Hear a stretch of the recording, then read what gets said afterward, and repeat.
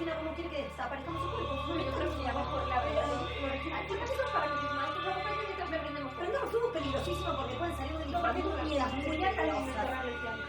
¡Qué árbol! Una flor de loto es importantísimo. ¡Se os está yendo la olla, chicas! ¡Se os está yendo la olla! Mira, Alexa, apagar. ¿Por qué no pensamos un poquito más con la cabeza y menos con el alma?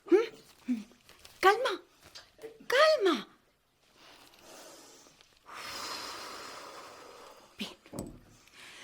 Ninguna de nosotras queríamos esta situación, pero ha sucedido. Y ahora lo vamos a tener que arreglar.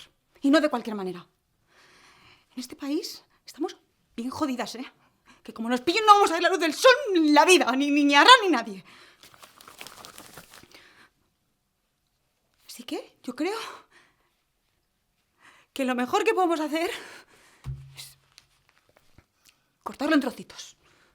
Yo no lo veo, yo no Sí, no. lo cortamos y ya. Porque ácido... No, el karma. Además que no vamos a encontrar aquí ni en pedo. Lo cortamos y lo trasladamos en las maletas. 1 o 2 trozos cada una y ya está. En la maleta. ¡En la puta maleta! No haberte metido en este lío. No, que la sangre, no, que la mala energía queda pegada. Ya. Bueno, mira, yo hago ver como que no he escuchado eso y ya está, ¿eh? Lo llevamos al río y nosotros a seguir disfrutando del retiro. Ya está. ¡Al de las pirañas!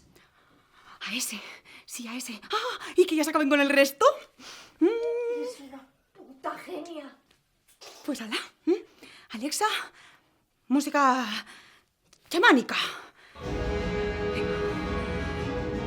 Vamos, lo primero a la bañera. Venga, 1 mani me